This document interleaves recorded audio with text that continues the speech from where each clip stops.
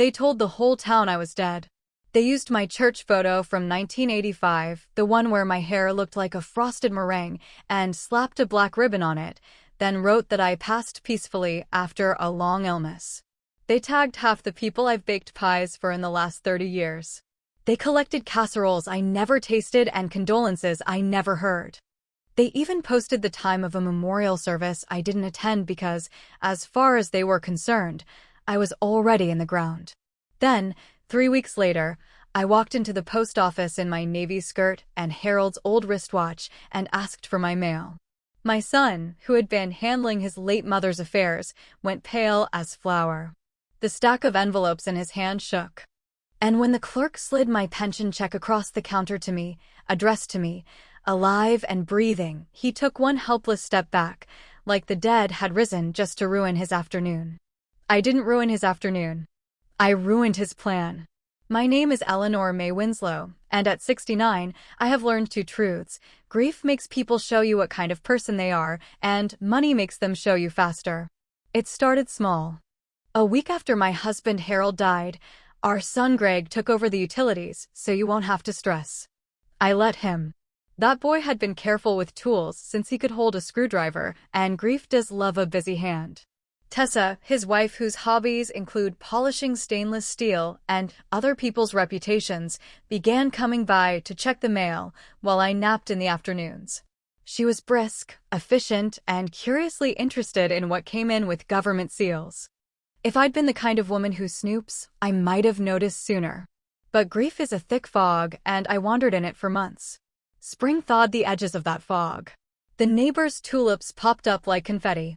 I started walking again, for blocks every morning, tucked my hair behind my ears, wore Harold's watch so the wait would keep me company. Then the phone rang.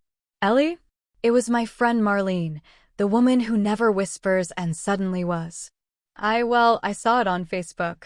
So sorry about you. About me what? About your passing. I laughed. It came out like a bark. Well, I seem to have taken it pretty well. A beat of silence, then a shaky, "Oh Lord." She texted me the link. There it was, a photo of me, ringed in lilies, with a caption full of adjectives I didn't like when I was alive: beloved, tireless, God-fearing, a pillar, and the date of death, April 8th. On April 8th, I'd been at the library paying 25 cents in late fees for a novel I didn't like. On April 8th, I'd waved to Rick the mailman and swapped him a slice of lemon pound cake for a rubber band strong enough to hold my seed packets. On April 8th, I'd stood on my front steps and turned my face to the weak sun and thought, maybe I can do this life alone. Apparently, on that same day, my son told an office I was dead. When my pension didn't arrive, I called the benefits line. The woman on the phone said the sweetest sentence I ever heard spoken like a condolence. I'm sorry for your loss. I said, I've misplaced a lot in my life. My reading glasses. My car keys. But not myself.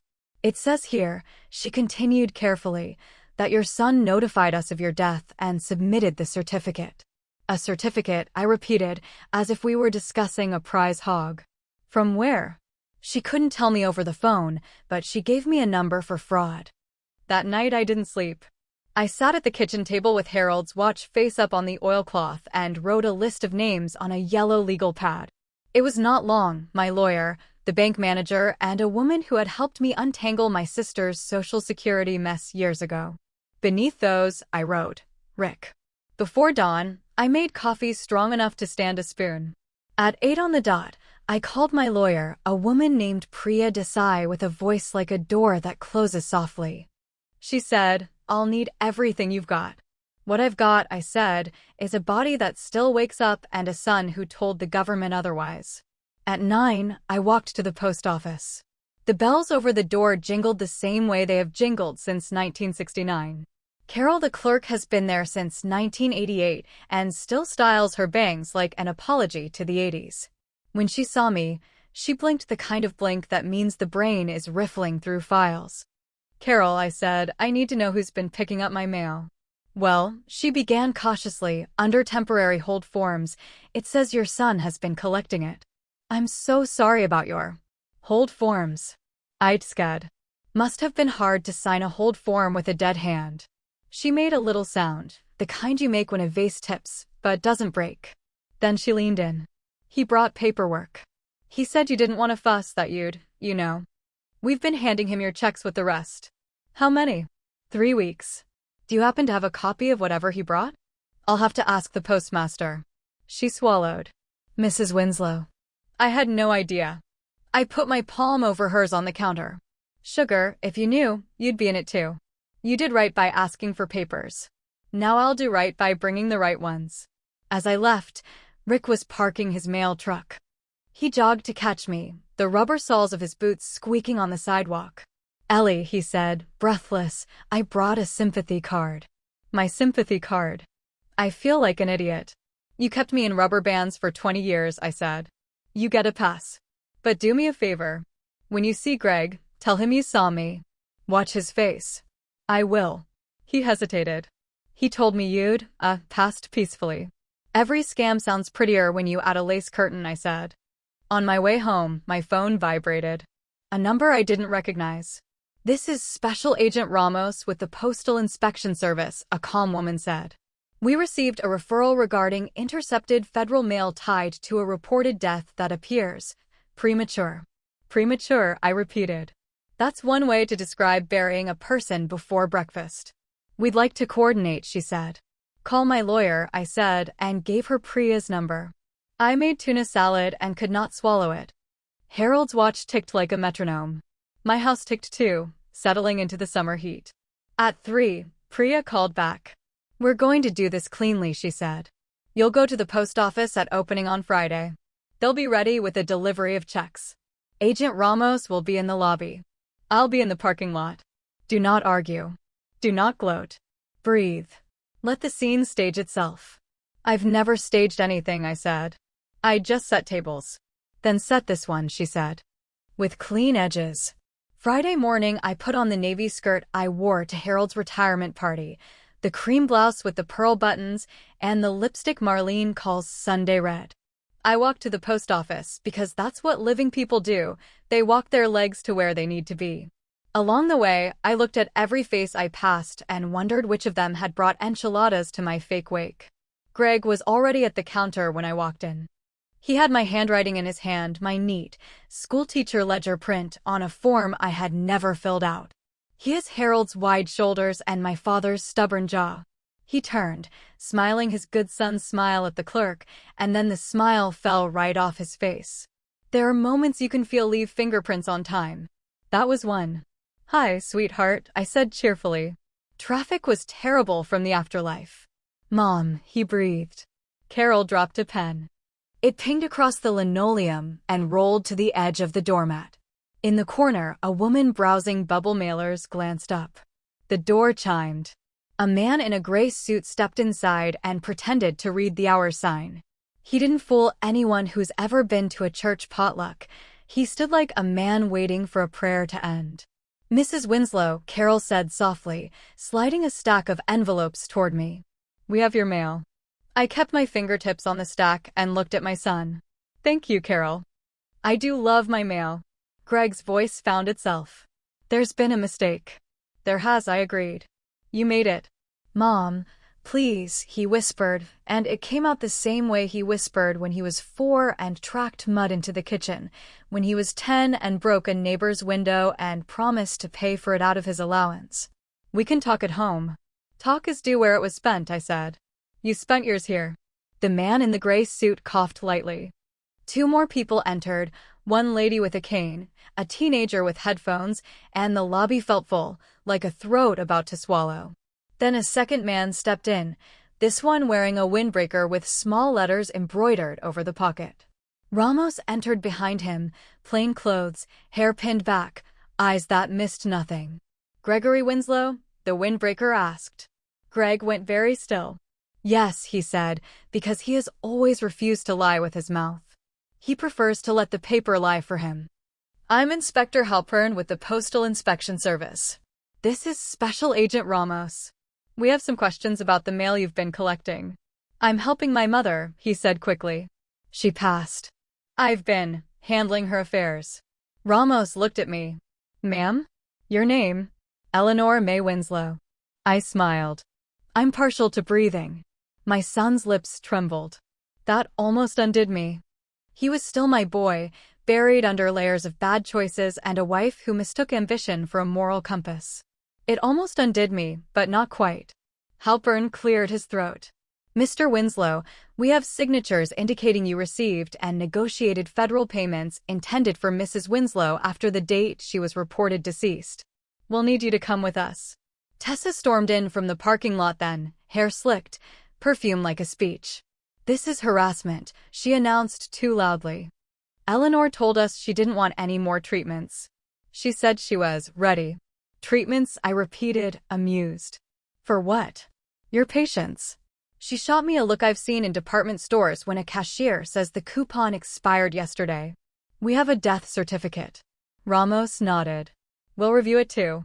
In the end, they didn't cuff him in front of me. They walked him out gently, which I appreciated. Tessa went rigid and followed, throwing this over her shoulder at me. We were taking care of you. By taking what was mine, I said. By making sure your bills were paid, she snapped. You forgot one. I lifted the stack of envelopes. The one with my name on it. The bells jingled when the door closed behind them. The lobby exhaled. Carol set a hand to her heart. I'm so sorry, she whispered. Don't be, I said. I plan to be. Outside, the sky was bright and shameless. Priya waited beside a sedan, tablet under her arm, eyes quick. You did perfectly, she said. I said 3 sentences. Exactly, she said. The right 3. The next days ran like a river after rain, fast and muddy. Priya walked me through reinstating my benefits, which required a letter from my doctor confirming I had a pulse and an affidavit swearing I had not faked my death. I signed both, practicing a signature that didn't shake. The fraudulent death certificate turned out to have been filed using the name of a hospice physician who had retired 2 years ago. Tessa's sister worked at a doctor's office across town. Someone had copied a letterhead they shouldn't have. Federal people used words like forgery, wire, scheme, and penalty. Greg's arraignment came quicker than I expected. I sat in the back row next to Marlene, who wore a hat too big for her head and sighed like a steam valve. Tessa was there in a beige suit that tried to look humble and only managed to look expensive. When Greg shuffled in wearing county orange, she didn't look at him. She looked at me, as if gauging how much to hate. He didn't meet my eyes either. He looked at the floor and answered the judge's questions with quiet yes and numbers. He was released pending trial. He was not allowed to touch my mail. The town split into 2 camps. People who hugged me hard and cried, and people who avoided me because they had written long condolences in the comments section and didn't know how to retract a casserole. I was kind. I said, "Thank you for thinking of me," which is true whether the thinking was correct or not. Tessa started a different campaign. She told anyone who'd listen that I'm slipping, that I misplace things, get confused, forget conversations. She said she had only ever tried to help a woman who didn't know what was best for her. There is no bruise like the one you get from being spoken about as if you were furniture. Priya called. They'll file for guardianship, she said. That's the next move when grifters can't steal. They try to be appointed to do it legally. Over my living body, I said. We'll get ahead of it, she said. Schedule a cognitive assessment with a geriatric specialist, update your medical power of attorney, and put your assets in a living trust with a trustee who is not your son. If they plan to call you incompetent, we'll greet them with paperwork and tests. I had always thought power came from a loud voice and tall shoulders. It also comes from neat folders, notarized signatures, and a polite smile that doesn't tremble. We assembled those like soldiers. Dr. Klein, white coat, bright scarf, kindness shaped like confidence, tested my memory with word lists and clock drawings and a story about a farmer. When she said, "Mrs. Winslow, your mind is clear and your insight is sharp," I cried in a way I hadn't even at Harold's graveside. She wrote it in a letter that used words like intact, oriented, and no signs suggestive of cognitive decline. I took that letter home and pinned it to the corkboard where I used to mount Lily's school art. Lily, my granddaughter, had not called since the day the police led her father away. She was 12 and loyal in the way children learn to survive. I sent her a note anyway. Not about loyalty. About lemon pound cake and the summer we caught fireflies in jars, and how if she needed a quiet place to do homework, mine had always been quiet. She didn't respond. I set another plate at my kitchen table anyway, and sometimes I thought the empty chair listened. 2 weeks later, Tessa filed for emergency guardianship. Her petition described me as isolated, forgetful, financially vulnerable. She brought photos of my house when I was packing donation boxes and called them hoarded mess. She said I had put the kettle on and forgotten it. I had not, that I had left the stove burner on, similarly untrue, and that I had showed up at her house in a nightgown. It was a floral summer dress. And I stood on her porch for exactly 6 minutes while she took my mail from my hands. I wrote it down in my datebook because there are people you learn to document around. She said, "We love Eleanor. We want only the best for her." I wore my Sunday red and Harold's watch to the hearing. Priya spread our papers on the table with the pride of a magician laying out a clean deck. Dr. Klein testified briskly, kindly, "Mrs. Winslow is in full command of her faculties." Agent Ramos testified about the fake death certificate, the mail, the checks. The judge, an older man with eyebrows like punctuation, listened with his eyes closed. When he opened them, he looked straight at Tessa. "Mrs.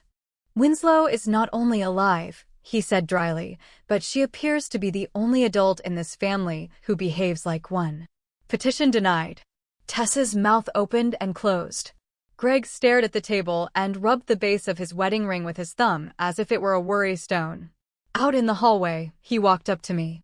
It was the first time since the post office that he tried to stand close. "Mom," he said, "can we talk alone?" "Alone is how this started," I said. "We'll speak here." His voice cracked on the first word. "I'm sorry. You can love a person and still not go back into a burning house to save their furniture."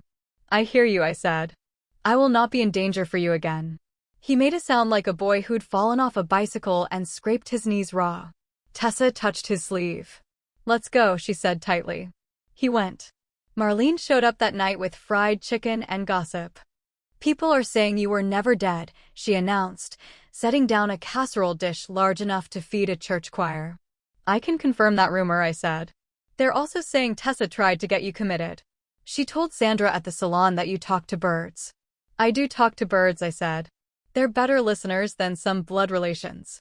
"Well," Marlene sniffed, "if talking to birds is a crime, we're both going to jail." I told my parakeet about my bunion for an hour last night. We ate chicken in the quiet kitchen and laughed until our eyes watered. In the morning, I started the second half of my plan. I went to the bank. The manager, Mr. Coulson, who is gentle in the way of men who know numbers and hearts, walked me to his desk. "Mrs. Winslow," he said, "I'm so glad to see you." "And I mean see you." "I'm glad to be seeable," I said. "I need to move everything to a living trust. And I want to take cash for 2 purposes. We'll need 2 forms of identification and your lawyer present." I handed him my driver's license and the passport I kept in a shoebox with my marriage license and a photo of Harold in a baseball cap. Priya joined us on speakerphone. We moved the savings, the CDs, Harold's careful investments, and the little nest egg my sister left me when she died. We put it under a trust named for me and full of instructions. Then I asked for 2 cashier's checks. One was for the church, for a fund in Harold's name to repair the broken ramp and keep the lights on for winter. The other was for a small, neglected house 6 blocks from mine with peeling paint and beautiful bones. "You buying property?" Coulson asked, surprised. "I'm buying peace," I said. "For somebody who needs it." By the weekend, the deed was mine. I hired Mrs. Romero, who knows half the tradespeople in town, to coordinate repairs, patch the roof, sand the floors, paint the porch the soft blue my grandmama swore kept wasps away. We put new locks on the doors and curtains in the windows. Then I called the director of the shelter where my friend volunteers and said, "Do you have a mother with a child who needs a place to land for a while?" She did. A woman named Sherry with a 7-year-old boy who collected feathers and asked to keep every smooth stone he found. They moved in on a Sunday afternoon while the sanctuary bell rang noon. I stocked the pantry with oatmeal and spaghetti and peanut butter. I left a note on the counter, "No rent this year. You don't owe me anything but peace." People like to say revenge is a dish best served cold. I think it's a house best served warm. Every door you open for someone else makes the door your enemies shut on you look smaller and meaner. People notice small and mean. Tessa noticed. She overheard at the market because gossip rides shopping carts. She cornered me by the apples, nails clicking the way nails click on countertops in kitchens that don't get cooked in. You're giving away houses now? I'm giving away rooms, I said. So other people's children don't learn that the adults closest to them are unreliable narrators. You're trying to make me look bad. You don't need my help. She stepped closer, and I smelled the expensive floral that always made me think of a budget meeting. You ruined my life. Your life, I said calmly, has been a long parade of other people's things. You're turning my child against me. I blinked. Your child? Lily is my granddaughter. She is also a person, not a pawn. She needs stability. She needs honesty. You're unwell, she said, desperate now. Everyone knows it. I did what women my age don't do nearly enough. I laughed softly and let it stay soft. Be careful, I said. You're starting to sound like a person reading their own reviews out loud. She left with apples she would not eat, and I stood there with a bag of potatoes and wanted to cry into the russets. Instead, I went home and baked a pie, because grief and fury can be coaxed into crust if you cut the butter cold enough. The trial date came. Greg pled guilty to a reduced set of charges, mail theft and forgery, because prosecutors like sure things and he could not afford a fight.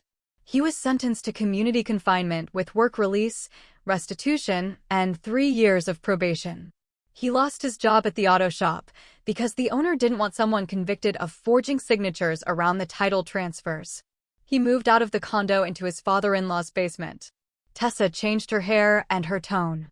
She started telling people she was focusing on family while posting beach photos captioned healing. You learn to translate. Healing means hiding. Family means control. Focus means damage management. Then came the knock on my door that I had been making room in my heart for since the day of the post office. It was evening, the sky a tangle of pink and gold, the hour when sorrow sits for tea. When I opened the door, Lily stood there, backpack on, hair in a messy bun, eyes wary. Hi, Grandma, she said. Hi, Lilybug, I said, and stepped back. Chicken and dumplings or mac and cheese? Mac and cheese, she said, almost smiling. The baked kind. While it bubbled in the oven, she sat at the kitchen table and swung her feet and looked around like people do when the room remembers them. Dad says you're mad at him, she murmured. I am mad at what he did, I said. I am not done being your grandma. She nodded, as if that was the arrangement she had hoped to make. Mom says she stopped. I have heard what your mother says, I said. I don't know what to do with those words inside your small chest, so I won't put them there. We ate by the window and watched a pair of cardinals fight over the feeder. Cardinals are petty, and I love them for it. After dishes, she pulled a worksheet from her backpack. Math. I pretended to pass her the pencil and then kept it when I saw the numbers. For your grandmotherly fee, I said. A small tax. She rolled her eyes in that soft way kids do when it's safe. On her third visit, she asked if she could sleep over. I made up the couch with the quilt her great-grandmother stitched, pink on one side, faded calico on the other. She fell asleep watching a black-and-white movie where the women wore gloves and didn't raise their voices. We didn't talk about her parents. We breathed in a room that loved us both. That is how families survive detours, with air and quilts and quiet. After that, Tessa texted me from an unknown number. You do not have permission to host my child, she wrote. I typed back, Lily is welcome in my home anytime. If you prefer to coordinate schedules, you may speak to me like a person. She replied with a paragraph about custody and boundaries. I forwarded it to Priya. Priya replied with a snippet of the parenting plan we had all forgotten existed. It included grandparent visitation provisions Tessa had signed 3 years ago to get the judge to approve vacation plans. Tessa reads contracts the way she reads recipes, just enough to be sassy about substitutions. People will tell you that revenge is about making someone hurt the way they hurt you. I don't think that's quite right. What felt right was making a map so that Lily didn't learn that love equals chaos. What felt right was writing checks to nights that bloom with light, the church, the shelter, The school's emergency fund that buys kids shoes without sending a paper home that says charity. What felt right was a will that doesn't leave power in the hands of people who failed the first test of it. But I am still my mother's daughter. I still like a proper ending. The proper ending arrived as an envelope. A letter from a law firm I had never heard of, addressed to me and stamped with a logo that tried too hard, a crest with scales and ivy. Inside, notice of a civil suit Tessa planned to file, alleging emotional distress and defamation for the post office scene going viral in a local Facebook group. They said I had humiliated them by appearing alive in public after they had made arrangements. The paragraph read like a tantrum in a tuxedo. We could have ignored it. It was mostly teeth bared behind glass. Priya, however, had an excellent memory. She remembered that the night of my fake wake, where they collected condolences and donations in lieu of flowers, a handful of digital transfers had gone into a fundraiser to help with medical bills. Medical bills I did not have. The fundraiser was in Tessa's sister's name. The bank account number behind it did not belong to the hospice, the church, or any charity. It belonged to a shell LLC registered at Tessa's father's real estate office. Priya sent the information to Agent Ramos. Ramos sent it to the Attorney General's office. A grand jury summoned Tessa's sister. Tessa's father hired a lawyer who liked cufflinks. The fundraiser was charged as fraud. Quiet charges, but charges nonetheless. The suit evaporated like mist when the sun snaps up. Tessa posted a photo of a latte and wrote, "Taking time offline for my mental health," which is a modern way to make other people feel bad for noticing your behavior. Every town has a day when the season flips. Ours is the Harvest Festival, when they shut down Main Street and the high school band plays and children eat so much cotton candy they walk like sailors. Sherry brought her boy to the festival and he rode the small carousel 3 times. I bought a jar of pickles from a woman whose hands made everything delicious. Rick won a carved pumpkin I had not entered. And there, in the crowd, I saw Greg. He looked older. Trouble ages a person the way salt ages wood. He hesitated when he saw me, then took a few steps in my direction like a man approaching a shoreline he once loved. "Mom," he said. "Greg," I said, and it was both a greeting and a boundary. He stood awkwardly, hands jammed in his pockets. A band of sweat darkened the brim of his cap. "I got a job," he said. "Stocking nights." "That's honest work," I said. It's not much." He held out an envelope. "The first restitution payment. I thought I could hand it to you. The paper says it goes to the clerk, but I thought." "Follow the paper," I said gently. "It's there so the feelings can't snatch the money back." He nodded. His eyes shone. Could I say hi to Lily sometime?" "You can speak to her mother about your schedule," I said. "What you cannot do is ask our girl to carry your sorrow in her school backpack. She is 12. She is not a cart." He flinched. "I know," he whispered. "If you know," I said, "do it." We stood there, 2 people under the weight of a choice. I put my hand on his shoulder, lightly, like a blessing withheld but not revoked. "Be better than the worst thing you did," I said. "That's the only door I can open for you." He nodded. A minute later, he melted into the crowd. I did not watch him go. I turned toward the marching band and clapped for children learning how to keep time together. Winter came. I took to making soup on Saturdays and freezing it in jars for people who don't ask for help well. I learned which widowers pretend not to like chicken noodle so they don't appear needy. I made a spreadsheet for casseroles, which is a very churchly thing to do. Quiet Power looks like a file folder with tabs and a handwritten list of who prefers mushrooms and who does not. One icy evening, there was a scuffle outside my kitchen window. Voices, then the hollow sound of something hitting pavement. I flicked on the porch light. A boy, 14 at most, stood with his arms wrapped around himself, shivering. He looked at the light like someone looks at a life ring.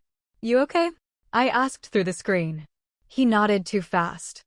Boys nod like bobbleheads when they're lying. "What's your name?" I asked. He hesitated. "Tate." "Tate, you hungry?"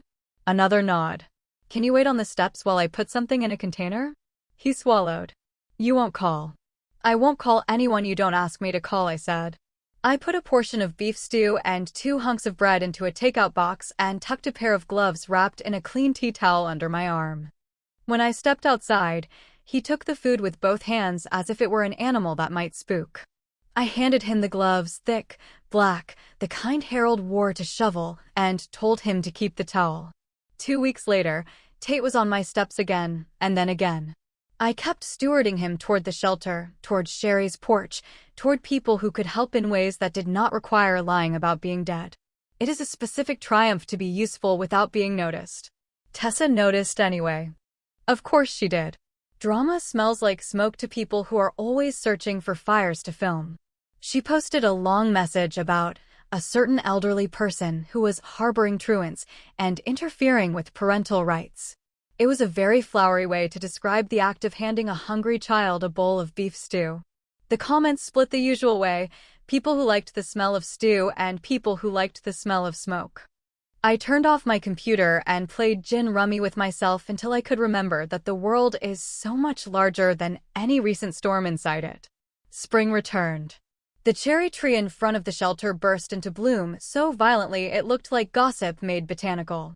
Sherry's boy turned 8 and requested a cake with feathers, which I approximated with toasted coconut and streaks of melted chocolate that looked feathery if you squinted and had a loving heart. Lily entered a science fair and made a model of a water filter using sand and pebbles and coffee filters. She won second place. We celebrated with milkshakes and the kind of smile that doesn't show teeth but shows everything else. Then, one morning, I stood in line at the post office behind a woman mailing a quilt to her sister and ahead of a man buying stamps that still had a flag on them. Carol looked up and beamed. "Mrs. Winslow," she said warmly, as if saying my name kept the death rumor at bay. She slid my mail across the counter and added, "We put a note on your box. No forwarding without talking to Carol." "I like that so much," I said, and we both enjoyed the quiet victory of a rule made from harm. As I stepped aside to sort the envelopes, electric bill, church newsletter, note from the bank, Greg walked in. He didn't see me at first. He wore the navy shirt of the stockroom and moved like he'd learned how to lift with his legs. He stepped to the window, cleared his throat, and in a steady voice said, "I'm here to pick up a money order. For the clerk of court." Carol smiled, small and kind. "Good to see you, Greg," she said. She counted out the amount and slid the receipt across. He turned then and saw me and didn't flinch, which told me he might be practicing honesty the hard way. He nodded once. I nodded back, which is how men in caps and women who survived being declared dead say the words that can't trust their feet yet. On the way out, the metal edge of the mat caught my toe and I stumbled. He reached out to steady me without thinking, just reflex, his hand under my elbow, gentle, careful. "You okay?" he asked. "I am," I said. "For a dead woman." He almost smiled. Then he let go and I kept going and the bells on the door jingled with the same silly cheer they've had since my hair looked like dessert. Sometimes, survival is a bell that jingles no matter what tragedy thinks of it. I could stop the story here on a soft note, a neutral ground. But my life did not stop there. The summer carried us forward to a day when the sun was all knives and the air tasted like warm pennies. That afternoon, I found a notice on my door, not from a court or a troll under a bridge online, but from the county, a property tax reassessment that was wrong by a number I could not make sense of. It had added improvements I didn't have, bedroom counts I didn't own. A clerical error, probably. I carried it to Priya. She read it and frowned. "There's a parcel split marked here that doesn't exist." "A what?" "Someone filed a parcel map splitting your backyard." She tapped the lines with her pen. "It would make a thin lot with street access from the alley. Buildable if someone wanted to put a microhouse on it." "Has anyone been measuring in your yard?" "2 men with a tripod came on a Tuesday," I said slowly, remembering. I asked if they were with the county. They said their boss sent them. I brought them lemonade. I wrote the date in my book. Priya exhaled through her nose. "You wrote the date. June 12th. She nodded. "Let me see something." She typed, her fingers sharp. "And here is a permit application filed June 13th under a development company I've seen before." The name, of course, looped back to a real estate office where Tessa's father's name sits on lacquered wood. I did not feel surprise. I felt the long, cooling of anger that collects itself for tasks. We could have fought it with letters and meetings, and we did, and we won. The parcel split was reversed with apologies and an explanation that boiled down to a clerk saw a stamp and forgot to read the words around it. But I wanted more than reversal. I wanted sunlight. At the next town council meeting, during public comment, I stepped to the microphone. I wore my Sunday red and a cardigan I could shrug off if the air conditioning warred with nerves. I don't like microphones. If God wanted us louder, he'd have made ears bigger, but I like shadows even less. My name is Eleanor May Winslow, I said, and a murmur rippled through the room because you don't forget the woman who showed up alive at her own obituary. I was listed as dead last year so someone could pick up my checks. I am, as you observe, alive. Last month, my yard was split by a map I did not sign. I am, as you might infer, attentive. I'm not here because my case was corrected. I'm here because the next widow might not have a lawyer or a file folder or a special agent in sensible shoes. Laughter pricked the air. Ramos, in the back row, smiled with her eyes. I am asking for two things, I continued. 1. Require recorded, in-person signatures for parcel splits initiated by third parties. 2. When a death certificate is filed locally, make sure some human being who uses a telephone calls the neighbor who waters the begonias to ask if they've seen the decedent in the last day. The council chuckled, then sobered. The chairwoman said, Mrs. Winslow, we'll look into our procedures. 3 meetings later, they adopted the first rule exactly and the second in spirit, a verification step requiring secondary confirmation on death notifications tied to benefits.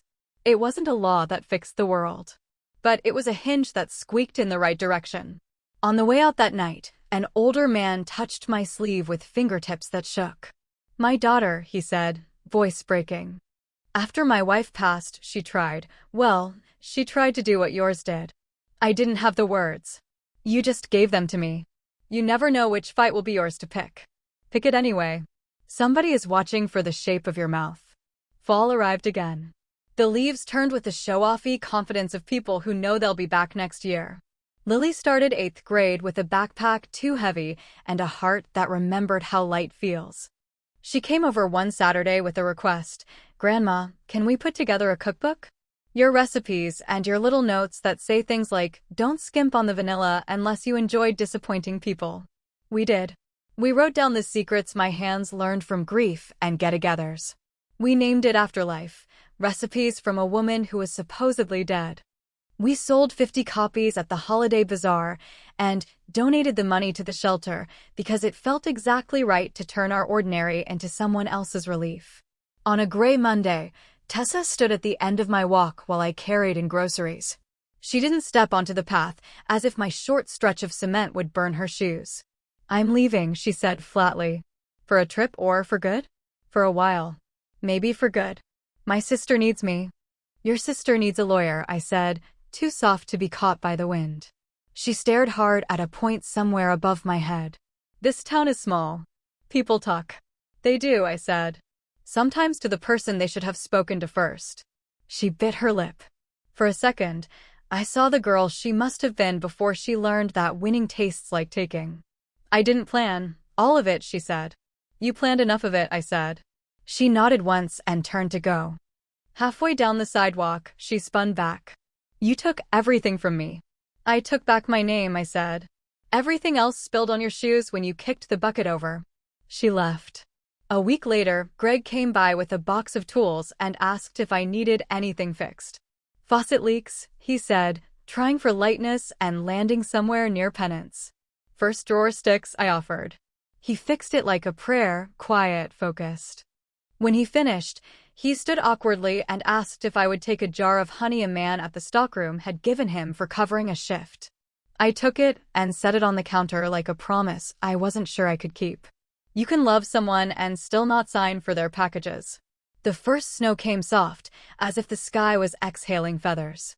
I made beef stew and Sherry sent her boy across the street with a jar of marigold seeds he'd collected and dried.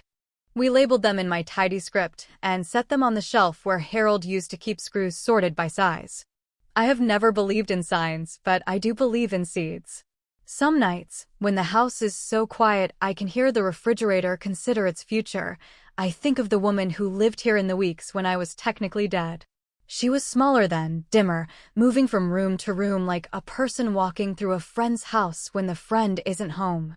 She did not know she could stand at a microphone and ask for a rule. She did not know her granddaughter would sleep under a pink and calico quilt and wake up smiling. She did not know a boy named Tate would stand on her steps and teach her the art of handing over soup without asking for a story first. She didn't know she would walk into the post office and make a plan fall apart. That last part I return to respectfully and often. The post office. The click of the door, the bell's spilling cheer, Carol's chin lift, my son's shock. I didn't gloat. I didn't preach. I just put my hand on a stack of envelopes and said I love my mail. The truth is, I love more than my mail. I love documents with crisp edges and voices used calmly and a pen that doesn't leak. I love a living room filled with children who forget to be careful. I love a pantry with extra, in case grief knocks on someone else's door and needs a snack. I love the string of small lights I hung across the porch that look like a necklace someone forgot to take off before falling asleep in a chair. I love that I am here, wearing Harold's old watch, and when it ticks, it does not sound like a countdown. It sounds like a metronome for a song I know by heart. They told everyone I was dead so they could keep my checks. They wrote it down and stamped it and walked into rooms with their heads high. Then I showed up at the post office, and I have been showing up ever since, at hearings, at council meetings, at kitchen tables where girls do math and boys make bouquets out of feathers, at my own front door when the world knocks to ask, "Are you still here?" Yes, I am here. My grandmother told me this story. Thanks for watching this video, like and subscribe. Bye bye!